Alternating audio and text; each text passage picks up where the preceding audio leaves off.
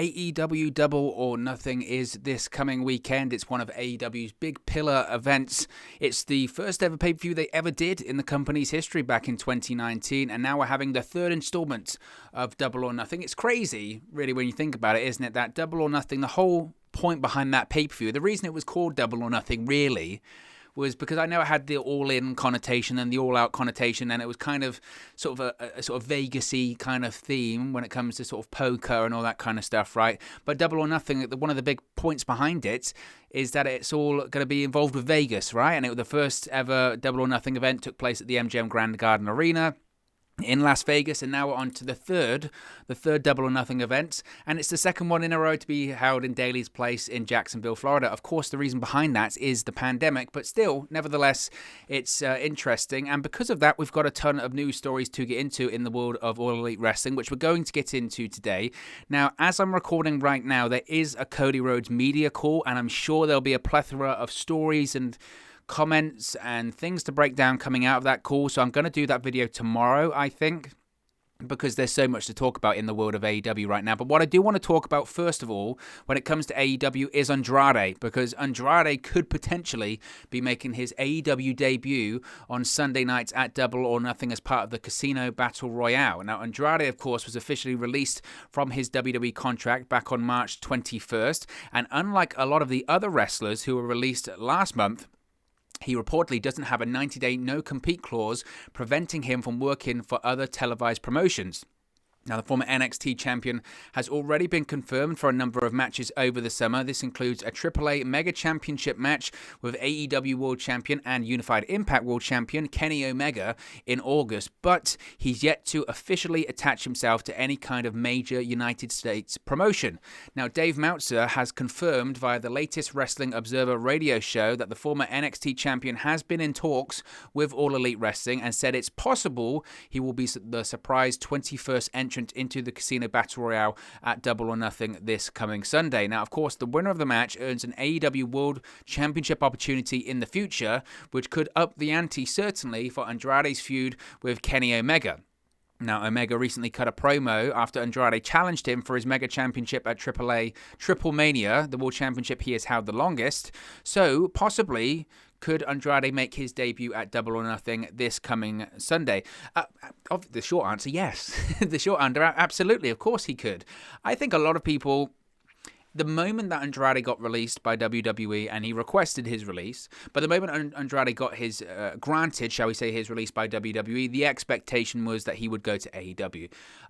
Andrade is one of those names that, when talent gets released by WWE, obviously there's a level that they are in, and it kind of falls into two categories, really. When you get the talents that they get released by WWE, and people go, okay, they'll go on the indies, they might go to Impact, maybe they'll end up in AEW, but then they don't feel, put it this way, AEW has a really big roster, maybe even too big. They've got a very bloated roster, and I know they've got Dark Elevation and Dark and certainly Rampage debuting in August, and they might need that big roster, but I feel it's maybe slightly too big. And because of that, when these smaller names get released by WWE, you just think, well, why would you go to AEW? Because where is the opportunity? How are you going to be featured on, say, Dynamite, which is prime real estate, 2 hours on Wednesday nights on TNT, soon to be TBS, but it's difficult. That's why they've got so many factions on that show, is because they just struggle to feature everyone. They've got so many people under contract, it's difficult to feature them on the show. But the other category of people are the names like Andrade, like Samoa Joe, maybe even Daniel Bryan with his contract expiring, where you go, there is no doubt in my mind, or I think anyone's mind, that AEW would love to have that name as part of the roster because they add something. They add something significant, and they can make AEW money. They can draw tickets in this difficult time during post-pandemic, or certainly as we come out of the pandemic, of once brands return to touring again, they can sell tickets, they can get people interested, they can draw ratings. Andrade falls into that category. There's no doubt about that. His talent is there to be seen. He is someone that people felt wasn't being used correctly in WWE. For a period of time he was, certainly in NXT he was, and I think we got glimpses of how successful he can be in NXT as NXT champion. So the moment that Andrade got released by WWE, and especially the moment that it was found out that he wasn't going to have one of these 90-day non-compete clauses, everyone thought, well, it's a matter of time before he goes to AEW. So the fact that Andrade is having talks with AEW, and the fact that Double or Nothing is Sunday, I wouldn't be stunned in the slightest if Andrade is going to be that final surprise entrant in the Casino Battle Royale. The only kind of thing that would make me lean to maybe it not being him, and I do think, for transparency, I think Andrade is going to AEW. I think it's just a case of whether or not he shows up in that Battle Royale. He could show up in another form of fashion, Double or Nothing on Sunday. That's a possibility. Kenny Omega, of course, is going to be defending the AEW World Championship against Pac and Orange Cassidy in a triple threat match. There's certainly a possibility Andrade shows up after that match and attacks Kenny Omega. That's not out of the realm of possibility in the slightest as well. The reason I'm not sure about him possibly being in that Casino Battle Royale is because I don't think he would be the one to win it. I think the person who wins that Casino Battle Royale, and this probably touches on the Double or Nothing predictions, which we will do over the course of the weekend, is I think Christian Cage wins that Battle Royal. I think Christian Cage, the moment he came into AEW, certainly his first appearance on Dynamite after AEW Revolution, what did he had? He had a confrontation with Kenny Omega, and the implication was that at some point, sooner rather than later, we're getting Kenny Omega versus Christian Cage for the AEW World Championship. Now, obviously, there's a system in place of how you have to get there in AEW. You have to get up the rankings, and I know his catchphrase is outwork everyone, but if he wins the Battle Royale, he kind of skips a lot of the ranking stuff, which I think AEW wants. So I think Christian Cage wins that Battle Royal, and because of that, how do you have Andrade enter that match and not win it? It certainly wouldn't present him as a big star unless somehow during the match a Kenny Omega comes out and costs him the title match, thinking I only want to have him in one title match, that AAA Mega Championship. And I suppose that could factor into an angle that they could do later on in the show, whereby after Kenny Omega retains the AEW World Championship, Andrade attacks him there. So I think Andrade could show up at Double or Nothing. I don't know if he's necessarily going to be the surprise 21st entrant in the Battle Royale. I think it's difficult because, not that the surprise entrants always have to win, because that's not always the case, but I think it's the best way to present Andrade. But I do think he's going to go to AEW. I do, and I think that's a matter of time as to when he does. Now, speaking of Cody Rhodes, I mentioned that Cody's doing a media call today at the time of recording, and these aren't comments he's made on this call, because whenever you have a Cody Rhodes interview, you know you're going to get a lot of stuff. You know you're going to get a lot of stuff from it, and this is certainly something that a lot of people have been talking about on social media, because Cody Rhodes, he's no doubt a very good promo. And he's done some very good promos during his AEW career and throughout his career. It's one of his strong points. He follows in the footsteps of his father, the American Dream, Dusty Rhodes. But he cut a promo on the May 12th edition of AEW Dynamite, which focused on Anthony Ogogo and Cody becoming the American Dream, and it was met with mixed reviews, shall we say. Some applauding Cody channeling his father, and some finding it a bit off-putting during the current climate. It was very much United States versus the UK, and being, I don't know. And again, it doesn't matter my opinion on it that much, because it's not the story we're talking about. It was controversial, and it got a mixed response as people saying, why would you come up with that now? Stuff like that. Nevertheless, he spoke about it recently, during an interview with GameSpot's Wrestle Buddies podcast, and Cody revealed his process when it comes to his promos and just how much time and effort goes into crafting his promos. This is fascinating. He says, quote, "There's probably going to sound not cool, because a lot of wrestlers, especially wrestlers from my dad's era, will lie to you and say, oh, I just came up with that promo right there on the spot, which is BS. But whatever, I workshop my promos heavily for weeks on end. We have a full focus group for them, as crazy as that sounds. This is a database company, so I workshop everything I do. And because my promos have been held to a really high standard, people pick at them and find things in them, and they put a microscope on them, which I love. With that in mind, when I was doing the promo, I couldn't come up with a finish." Cody continued saying, "When I was just thinking about what the story really is, Anthony Ogogo is living the American dream for real. All the wrestlers like Bruno Sammartino, who are referenced in my interview, have come over, have lived the American dream here, what that stands for. it being Memorial Day weekend and fans coming back and just all that beautiful synergy and kismet. I ended up saying it once. He won't be wrestling the American Nightmare. He'll be wrestling the American Dream. And when I said it, I just couldn't move past it. I thought, that's it. That's the ticket. Now, I don't think people were looking towards the end of it as to why people are talking about this interview, but it's the point of Cody saying that he workshops his promos and he has a focus group for his promos. Now, I do agree with him to a point. I'm not going to completely bash him here, but get ready for it. I do agree with him with the point of when people say, oh, I just came up with that promo on the spot, that is quite rare. And you do hear these stories of people in, say, the 70s and 80s and early 90s of people saying, wow, I was thinking of that promo a lot in the car. When we were doing the journeys in the car from town to town, and we were leaving one show to go to another show, and I was riding with someone, and I said, what do you think about this for a promo? Or we'd think of promos, we'd think of things to say. That isn't any new news, and I'm not going to criticize Cody for coming up with stuff ahead of time, or thinking of stuff, or trying to look into the proverbial mirror and cut promos and that kind of stuff. That people do that all the time. That's nothing new. I'm not going to criticize him for that. But the idea that the guy is coming up with focus groups and he's got a personal focus group that he cuts his promos to, or he workshops ideas. What do you think of this one? I'm going to bounce this one out there. That to me, and I get it. I get what he's trying to convey. AEW, they like to talk about it a lot. You listen to a lot of AEW talent and employees talk about how they're a data-driven company. Tony Khan's this big analytical mind, and he does analytics for a load of the NFL teams, and it's got a ranking system.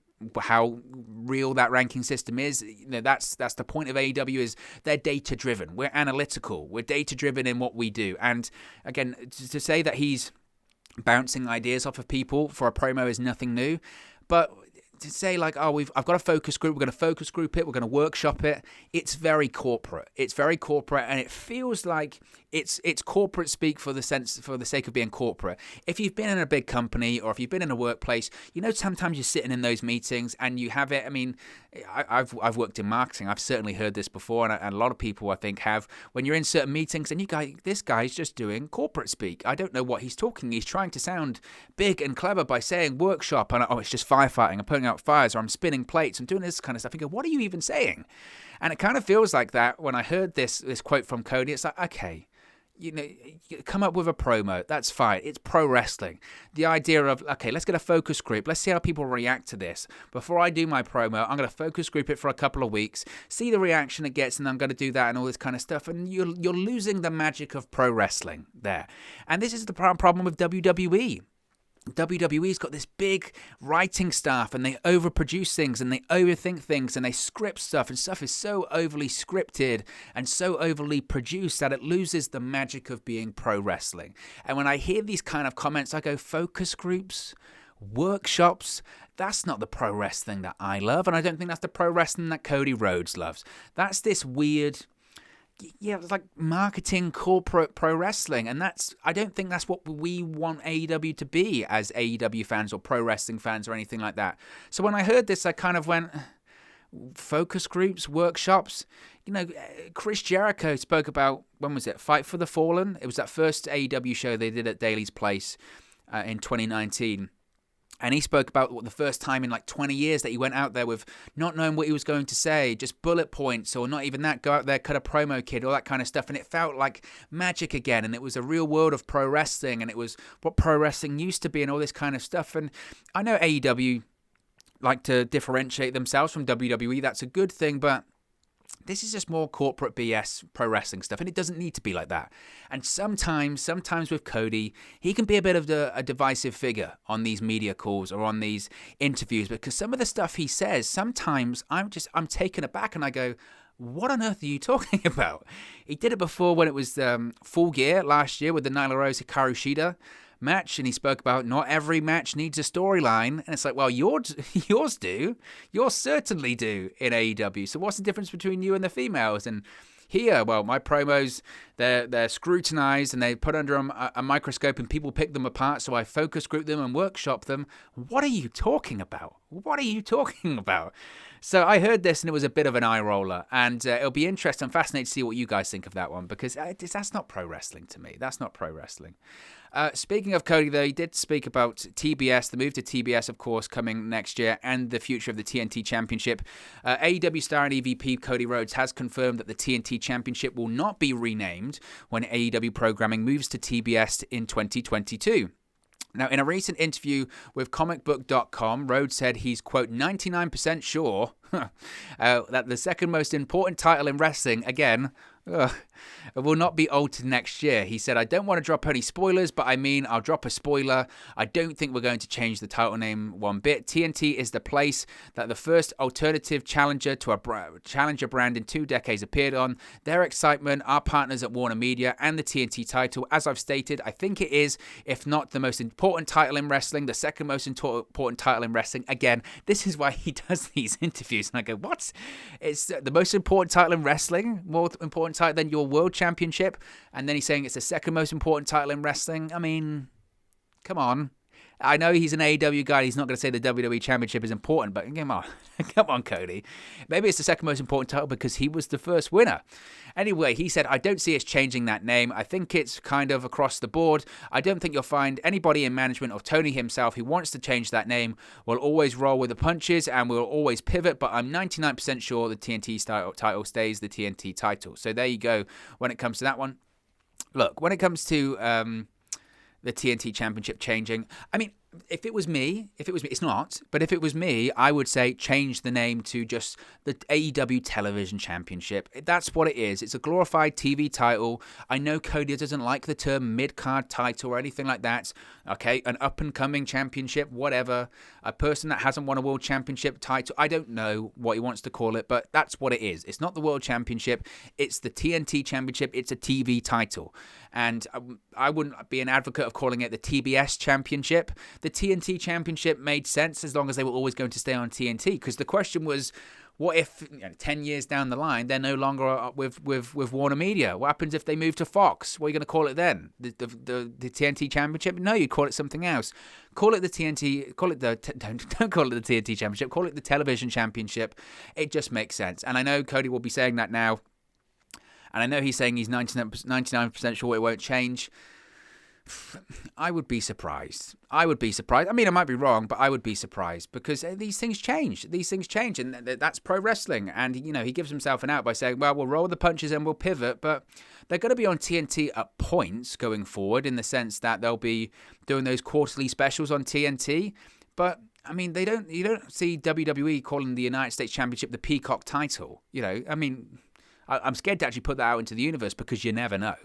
But I think it will change. I do think it will change, and that's just my feeling. But we'll have to wait and see. It just feels a bit strange having the TNT Championship defended on TBS every single week. That seems a bit odd. He also spoke about the move to TBS in 2022, he said, so for me, I was excited. I'm always the kind of eternal. I'm very reserved in what I think. And so we put it out there on the medium, but I would be remiss if I don't think that the fact that TBS has been part of my life since I was a little kid. So, I mean, TBS, like I said, if anything, TBS has far more lineage in the world of pro wrestling than TNT, and far more lineage, certainly with WCW. Not that AEW's WCW version 2, but they do like to play off that history, especially being on TNT and Warner Media and all that kind of stuff.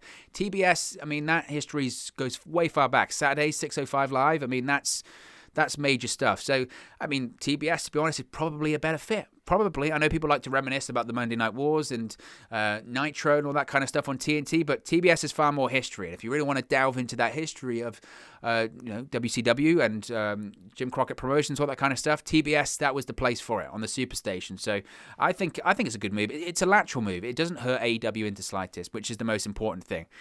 Now, speaking of Dynamite this Friday, Eric Bischoff is going to be back on Dynamite this week because Eric Bischoff is coming back to Dynamite on TNT On yesterday's edition of the Busted Open radio show, AEW's Chris Jericho revealed that Bischoff would be part of Friday's episode on Dynamite to host the celebration of the Inner Circle. Jericho said, quote, "This Friday we're having a celebration of the Inner Circle that has been kind of promoted and perpetuated by AEW. This is not an Inner Circle idea. This is kind of AEW giving thanks to the Inner Circle for all that we've done in the past year and a half, because if this is indeed going to be our last match at Stadium Stampede, then we're going to go down with all guns blazing.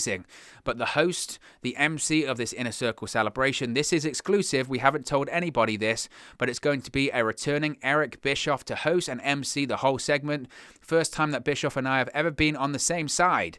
Much like when I called Mike Tyson when we had our change of heart a few months ago. Another guy I called was Eric Bischoff. We have made amends, and Eric agreed to come down and MC the celebration of the Inner Circle this Friday on TNT. Now, this will be Bischoff's fourth appearance on AEW Dynamite. He first appeared as the host of the debate between Chris Jericho and Orange Cassidy in August of 2020, followed by another appearance at the town hall meeting between Jericho and MJF in October. His most recent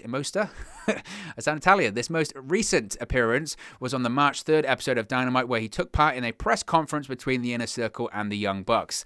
So, I mean, Jericho and Bischoff, whenever he's been involved on TNT, it's been a lot of fun, and that's why people were a little bit surprised when it came to the Hall of Fame induction for Bischoff earlier this year with WWE. Not because he didn't deserve it. My gosh, doesn't he just deserve it? He changed the wrestling business. But people were kind of surprised with Bischoff because he'd been so, not heavily, but he'd been featured with AEW over the course of the last 12 months or so. And that's where his history is. He brought pro wrestling to TNT in terms of WCW Monday Nitro and being the executive producer of Nitro and WCW, and then the presidents of WCW, all that kind of stuff, the history that he had with pro wrestling and Warner Media, it was so natural and it just felt right. It felt like such a big moment, him being back on TNT, didn't it? So whenever Bischoff makes these appearances on Dynamite, on TNT, it always feels special, and he's always been involved in these Jericho segments, and they're always very good, very compelling, very entertaining, so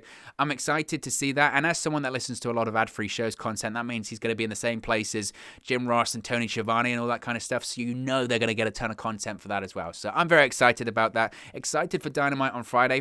Tomorrow is going to be a huge night of wrestling. You've got SmackDown from 8 p.m. Eastern to 10 p.m. and then as soon as they go off the air, you've got Dynamite from 10 p.m. to 12 a.m. So what a night of pro wrestling that's going to be. Very exciting.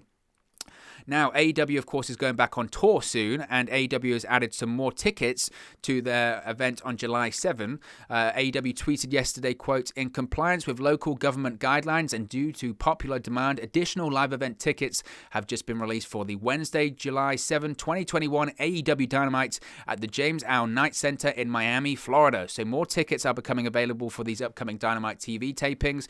Very exciting that we're going to have more crowds there. Of course, it's Florida, so I guess they could do a sellout if they wanted to. There's pretty much no restrictions, I think, in Florida at this point.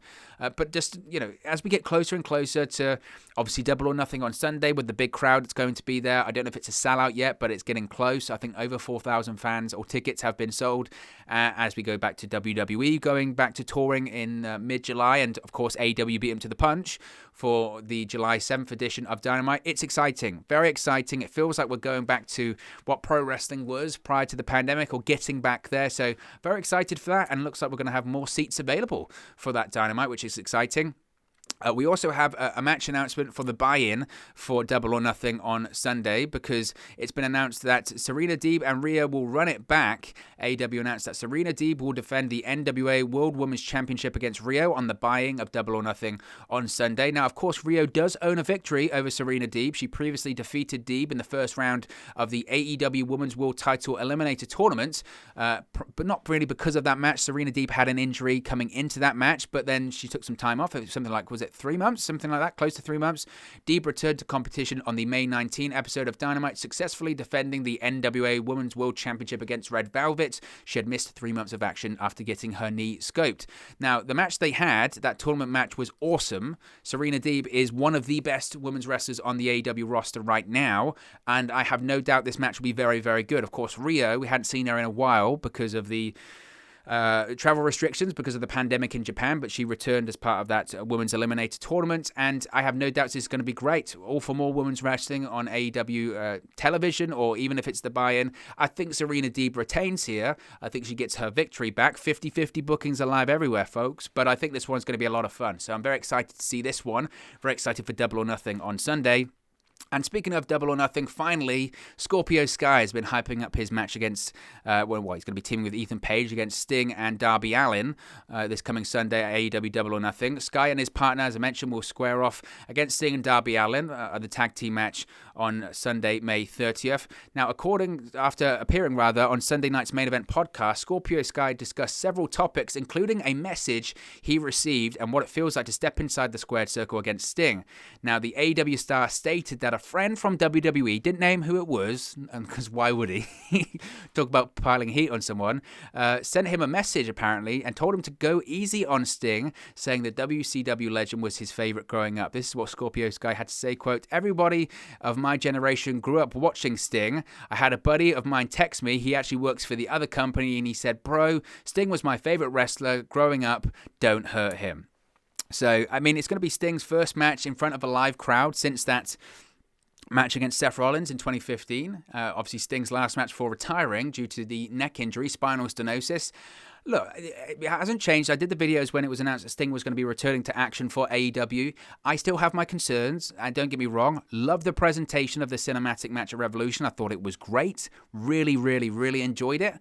By all accounts, Sting obviously enjoyed it, but if anything, it was more grueling than a normal match because you're filming for like 10 hours or something ridiculous. You really are with the cinematic matches. So if anything, they can be even more taxing than a normal match that goes 20, 15 minutes, that kind of stuff. So I'm excited to see what happens with Sting. He still looks great and he still's got energy. It's easier once you've got the makeup on and all that kind of stuff, but we'll wait and see. My hope is that just everything goes fine and Sting's protected by Scorpio Sky and Ethan Page. I'm sure they will be. It's a huge opportunity for them. Just no buckle bombs and nothing silly. But I'm excited for it, like I'm excited for Double or Nothing in general. But look, guys, as always, this is just one man's opinion. What are your thoughts on all of these news stories we've spoken about today? Andrade, Cody Rhodes, Eric Bischoff, more tickets, NWA World Women's Championship match, Sting and Scorpio Sky. So much going on at the moment in AEW. Let me know your thoughts in the comment section below. I'll do my best to respond and reply to all of your comments. Really enjoy interacting with you guys, talking about AEW, WWE, Impact Wrestling, New Japan Pro Wrestling, all things pro wrestling here on the channel. So be sure to get involved in the community. Drop a comment below. All opinions are welcome. If you have enjoyed this video, please do smash a like on the like button too. Really does help us out here on YouTube. Got the rankings and get into people's recommendation feeds if they haven't seen our videos previously. But most importantly, if you haven't already, please do subscribe to Wrestle News 365. You can do that by clicking the bottom right corner of the screen right now. Or if you wait a few seconds, there'll be a subscribe button at the end of this video, along with another video for you to watch. Thank you very much for watching, listening, streaming, or however you come across this video today, and I'll speak to you again very, very soon. Hey guys, thank you for watching, listening, streaming, or however you come across this video today. Be sure to click on the video on the right there to watch our next video, or click the bottom there to subscribe, or the bottom right hand corner. Thank you very much, and I'll speak to you again very soon.